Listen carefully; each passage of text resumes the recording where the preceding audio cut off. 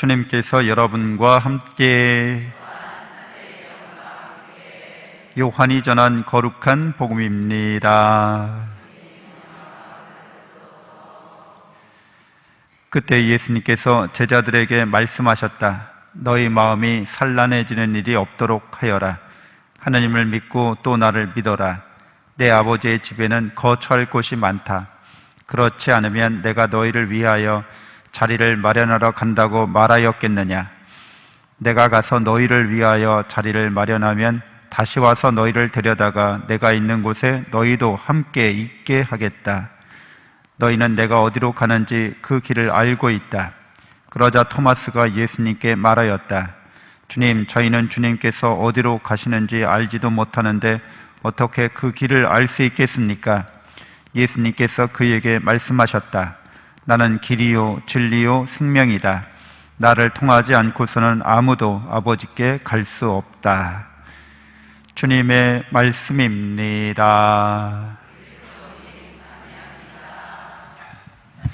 참 예수님, 하나님의 복덩이 고맙습니다. 고맙습니다. 고맙습니다.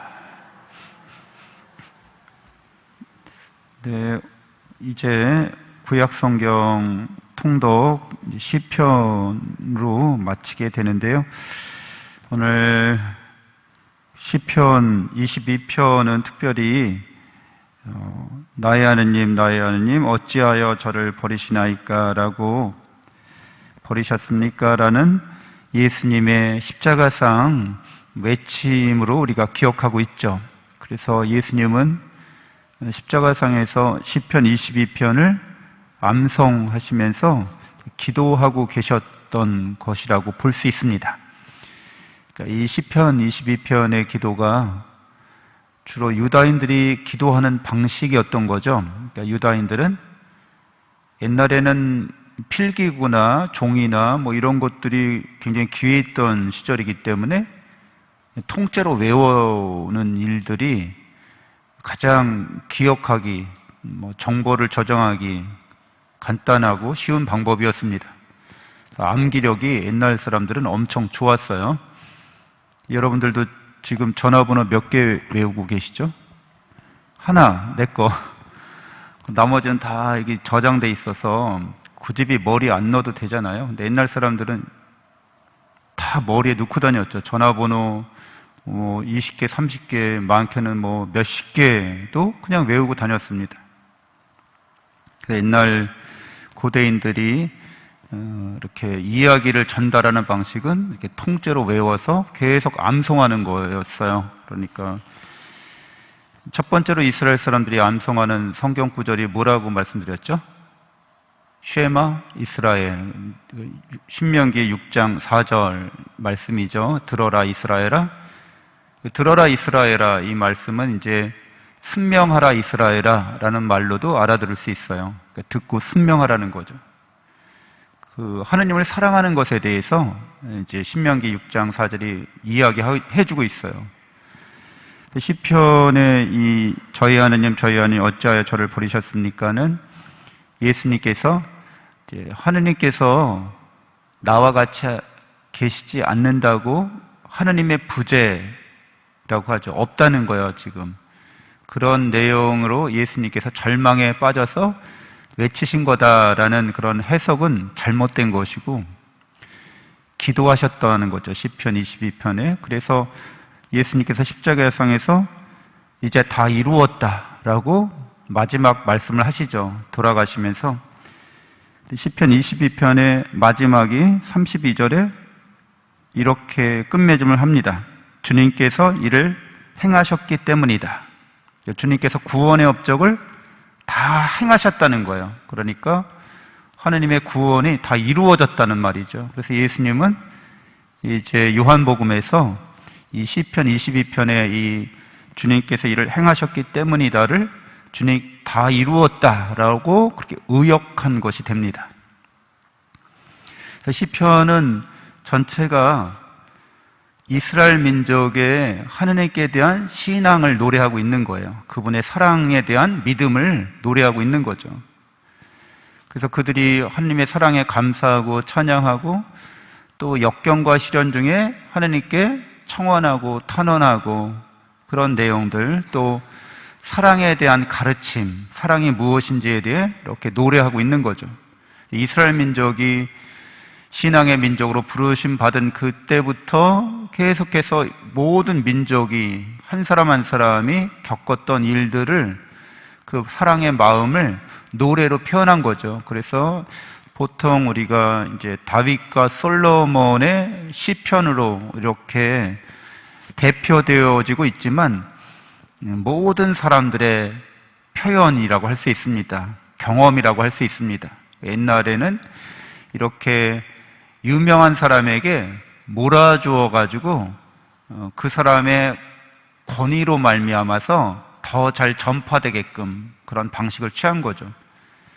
이게 다윗이 경험했던 일을 다윗이 시를 지어서 이렇게 노래했던 거야 라고 하면 사람들이 더 잘 공감도 되고 더 잘 그것을 권위 있게 받아들여서 같이 기도할 마음이 생기니까 이제 그런 방식을 취한 거죠.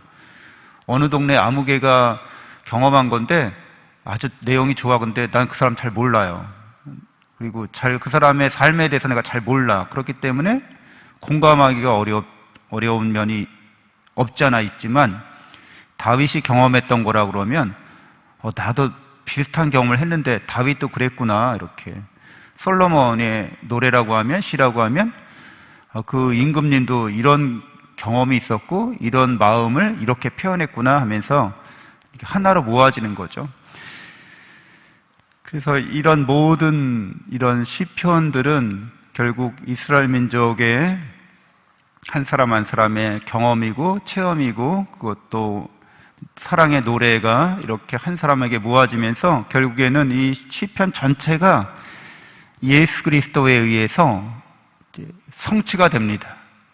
그러니까 예수 그리스도는 다윗과 솔로몬 뿐만 아니라 모든 인류를 대표해서 이렇게 경험하는 거죠.